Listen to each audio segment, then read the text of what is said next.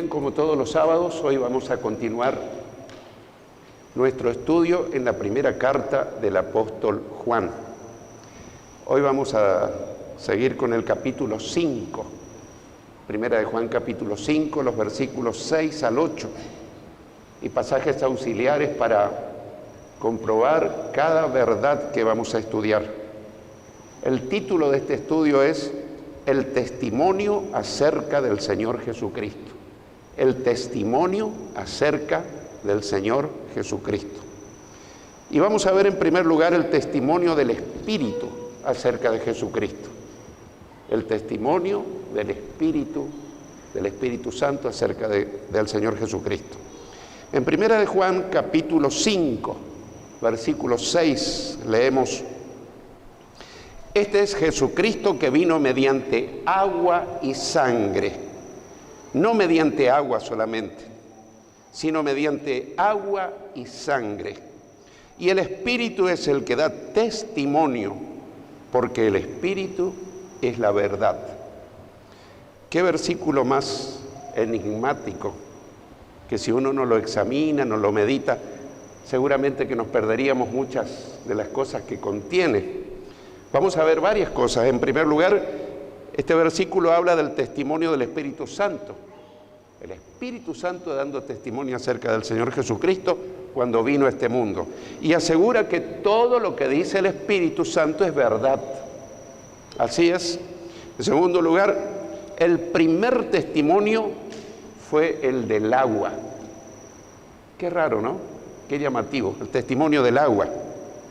¿A qué se refiere? Cuando Jesús fue bautizado, sumergiéndolo Juan el Bautista en el río Jordán. Porque este no fue un bautismo común y corriente. Ya vamos a ver que fue un bautismo muy especial, con muchas evidencias y aprobación de parte de Dios. 3. En esa oportunidad estuvo presente la Trinidad. Increíble. Aunque no se encuentra la palabra Trinidad, pero ¿quién la puede negar? El Hijo haciéndose bautizar, el Espíritu Santo haciéndose visible en forma de paloma, y Dios el Padre haciéndose audible. Se escuchó lo que dijo después que Jesús fuera bautizado. En el Evangelio de Mateo capítulo 3, Mateo 3, versículos 13 al 17 leemos: Entonces Jesús vino de Galilea a Juan el Bautista, al Jordán, al río Jordán, para ser bautizado por él. Pero Juan se le oponía diciendo: Yo necesito ser bautizado por ti y tú vienes a mí. Pero Jesús le respondió: Deja ahora, deja ese razonamiento, deja ese cuestionamiento, porque así conviene que cumplamos toda justicia. ¿Qué quiere decir esto? Que hagamos lo que Dios quiere. Entonces Juan le dejó de objetar. Y Jesús, después que fue bautizado, subió luego del agua. Ahí vemos que fue un bautismo de inmersión. Subió luego del agua y entonces los cielos le fueron abiertos. Y vio al Espíritu de Dios que descendía como paloma y venía sobre él, sobre Jesús. Y hubo una voz de los cielos, la voz del Padre, que decía: Este es mi Hijo amado, en quien tengo complacencia, o con quien estoy muy complacido. Qué hermosura, ¿no? Qué lindo, qué hermoso sería que Dios dijera de nosotros: Esta es mi hija amada, este es mi Hijo amado, con el cual yo estoy muy complacido. ¿Será que Dios lo puede decir? Yo creo que sí, depende de nosotros, somos hijos de Dios, y si nosotros le agradamos a Él, le obedecemos, Dios va a decir también así de nosotros. Claro, Jesús fue algo especial, fue hijo único, nosotros sí, somos hijos adoptados. El segundo testimonio fue el de la sangre, testimonio de la sangre, cuando al morir Jesús derramó su sangre en la cruz del Calvario. Tal vez nunca lo habíamos pensado, pero estos son fuertes testimonios que declaran la aprobación de Dios, la veracidad del plan de Dios. Al instituir la Santa Cena o Cena del Señor, Jesús habló de su sangre que sería derramada en sacrificio por nuestros pecados. En Mateo 26, versículos 27 y 28 leemos: y tomando la copa y habiendo dado gracias, les dio diciendo: beban de ella todos, porque esto es mi sangre del nuevo pacto, que por muchos es derramada para remisión de los pecados. Remisión quiere decir remover, quitar, perdonar. En Primera de Juan 5, 6, capítulo 5, versículo 6, de la traducción lenguaje actual leemos: cuando Jesucristo vino a este mundo, fue bautizado en agua, y al morir derramó su sangre. El Espíritu de Dios es testigo de esto, y todo lo que el Espíritu dice es verdad. O sea que ahí lo vemos claramente con una versión más sencilla, que tanto el agua de su bautismo como la sangre que derramó son fuertes testigos, ¿no es cierto?, a favor de que Cristo fue aprobado por Dios. Hay quienes interpretan que el testimonio del agua y la sangre se refieren al hecho de que Jesús, después que fue muerto, fue atravesado con una lanza. ¿Recuerdan la escena? Fue atravesado con una lanza y de su costado brotó agua y sangre. Algunos piensan que se refiere, Primera de Juan, el testimonio, al agua y la sangre que brotó de su costado. Pero este argumento no tiene mucha fuerza, ya le voy a decir por qué. En Juan, capítulo 19, versículos 33 y 35, leemos: pero cuando llegaron a Jesús, como lo vieron ya muerto, no le quebraron las piernas. Pero uno de los soldados le abrió el costado con una lanza, y al instante salió sangre y agua. Y el que lo vio, es decir, Juan, el escritor de este evangelio, da testimonio, y su testimonio es verdadero, y él sabe que dice la verdad para que ustedes también crean. Bueno, nosotros creemos que Juan dice la verdad y concuerda con el testimonio del Espíritu Santo. Pero nuestro texto básico que estuvimos estudiando, hay un problema porque se presenta con esta interpretación de que este testimonio es el testimonio de Juan. Y nuestro texto básico de Primera de Juan 5, 6 habla del testimonio del Espíritu. ¿Recuerdan? Testimonio del Espíritu. No quiere decir que lo que diga Juan está mal, pero estamos hablando de que el testimonio del Espíritu Santo tiene mucha fuerza, más todavía que el testimonio de Juan, hablando a favor de Jesús, el Hijo de Dios. Y el Espíritu es el que da testimonio, porque el Espíritu es la verdad. O sea, les explico que hay quienes interpretan que el agua y la sangre es la que brotó del costado de Jesús después que él fue muerto, cuando un soldado romano le atravesó con la lanza. Pero en Primera de Juan se habla del testimonio del agua y la sangre en referencia al bautismo de Jesús y en referencia a la sangre que él derramó en la cruz.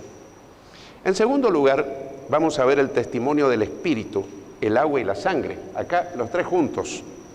En Primera de Juan 5, versículos 7 y 8 de la versión Reina Valera 60 leemos: porque tres son los que dan testimonio en el cielo, el Padre, el Verbo y el Espíritu Santo, y estos tres son uno.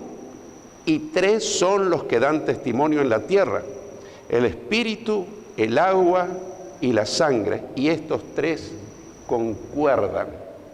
Bueno, yo quisiera que prestes mucha atención, porque aquí vamos a encontrarnos con alguna novedad, tal vez nunca escuchaste. En la primera parte del versículo 7 dice: porque tres son los que dan testimonio.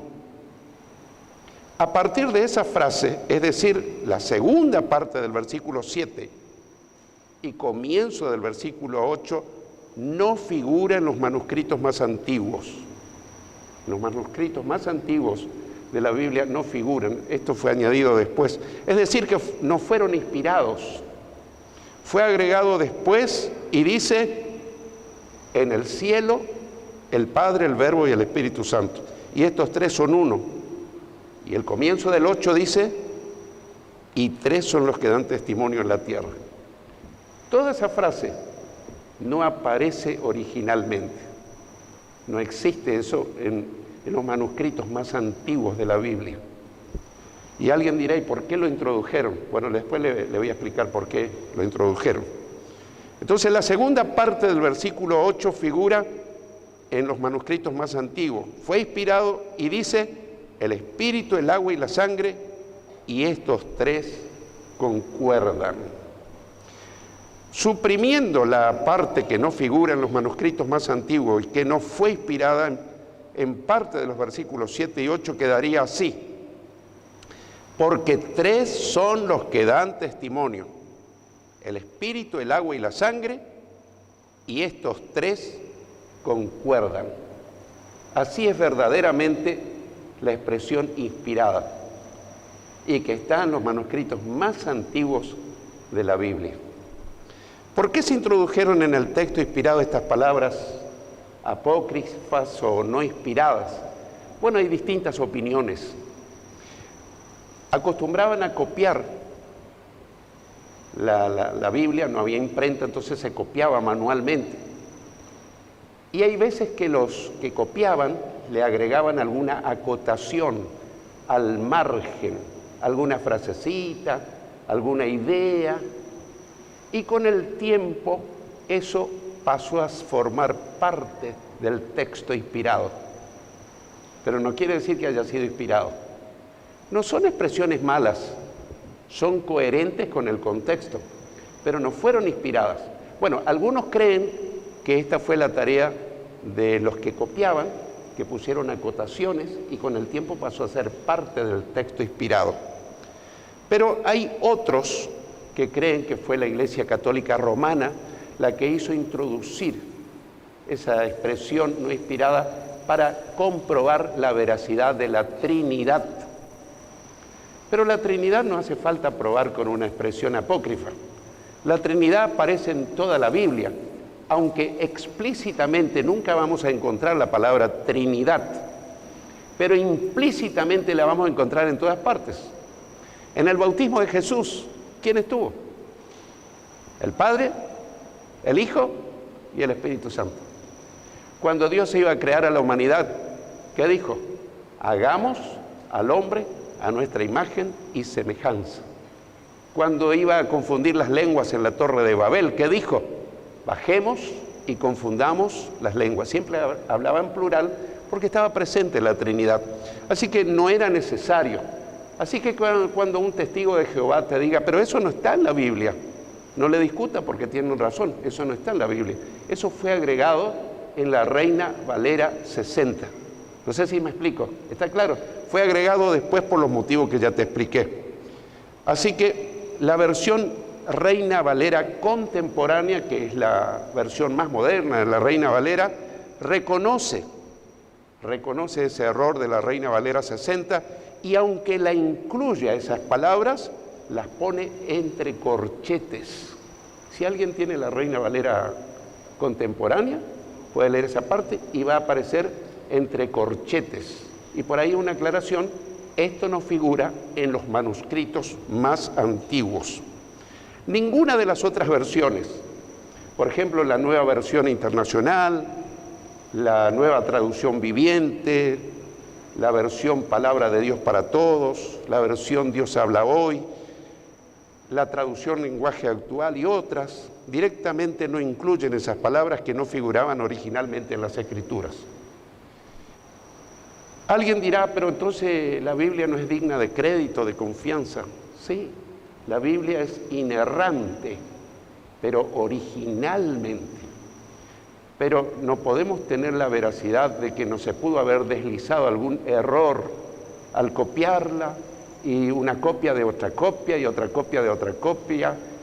Y también pudo haberse introducido alguna tergiversación de idea con alguna intencionalidad de alguna posición teológica. Así que la Biblia es inerrante originalmente, pero en las traducciones se pudieron haber deslizado algunos errores. Y uno se pregunta, ¿y cómo yo puedo estar seguro de que estoy leyendo la palabra sin errores? Bueno, ninguna traducción es perfecta. No digas, mi traducción es la Reina Valera 60, porque estarías en un error. Esa no es la mejor traducción. Esa es la traducción más difundida, la que más se ocupa entre los cristianos evangélicos. Pero está también la Reina Valera contemporánea, la 95, la nueva versión internacional, la nueva traducción viviente, la palabra de Dios para todos, la versión popular o Dios habla hoy, la traducción lenguaje actual y otras y otras y otras. ¿Qué tendríamos que hacer nosotros? Nosotros tendríamos que leer de varias versiones de la Biblia. Por empezar, la vas a entender más.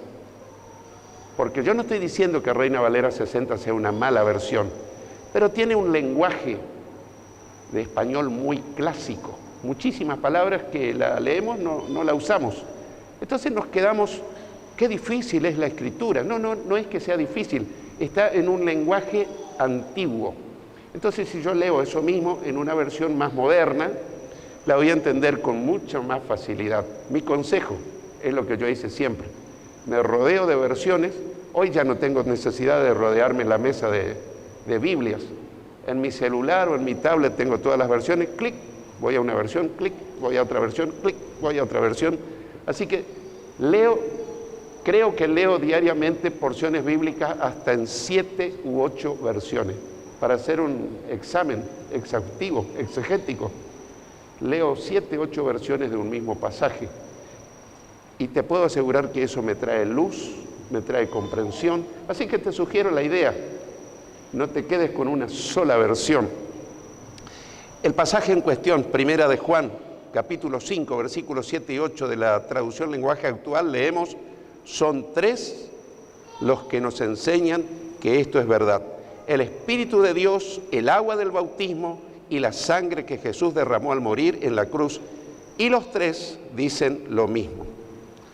Salvada ya esta situación, esta explicación, ahora veremos qué contenido tiene para nosotros. El versículo 7 de la Reina Valera 60 dice, porque 3 son los que dan testimonio, el Espíritu, el agua y la sangre, y estos 3 concuerdan, armonizan. Significa que son 3 los que dan testimonio del Señor Jesucristo. El Espíritu, el agua y la sangre. ¿Sí? ¿Lo recordamos?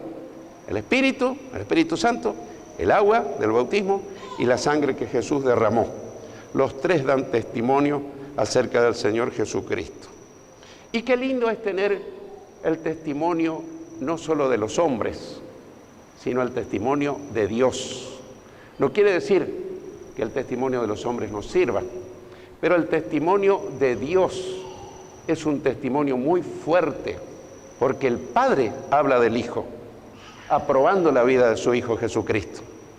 El Espíritu Santo habla acerca del Hijo de Dios. Lo demostró en el bautismo, se presentó, no hecho una paloma, sino como una paloma. No era una paloma, se presentó visualmente como una paloma. Y se escuchó la voz del Padre. Bueno, si nosotros vamos a otros pasajes, vemos también en el monte de la transfiguración. Yo no sé si recuerdan la escena.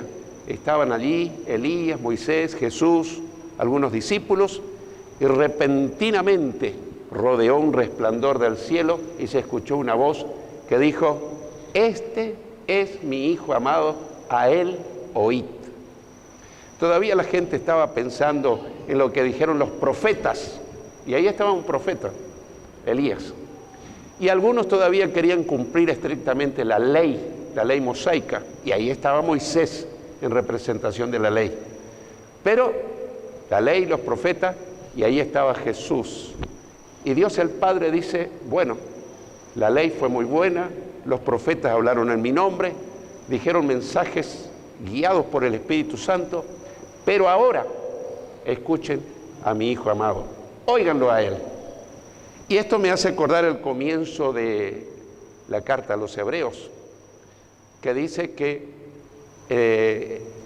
en otras épocas Dios habló a nuestros padres, a nuestros ancestros, a nuestros antepasados, por medio de los profetas. Antes de eso dice, Dios habiendo hablado muchas veces y de muchas maneras, en estos tiempos nos ha hablado, después nos habló a los antepasados por los profetas, pero en estos tiempos nos ha hablado por medio de su Hijo. Y ahora uno dice, ¿y cómo escucho la voz del Hijo? Bueno, la voz del Hijo la podemos escuchar leyendo la palabra. La voz del Hijo la podemos escuchar teniendo comunión íntima con el Espíritu Santo. Porque lo que me va a hablar el Espíritu Santo me va a hacer entender lo que Dios quiere, va a ser usando la palabra. Así que usando la palabra, Dios me va a hablar a través del Espíritu Santo, a través de la palabra inspirada. Así que qué bueno es recibir la confirmación acerca de quién es el Señor Jesucristo. Este es un testimonio confiable, un testimonio contundente, que Él derramó su sangre al morir en la cruz, que Él se bautizó, no porque Él haya sido un pecador, sino porque Él quiso dejar un ejemplo para que sigamos sus pisadas.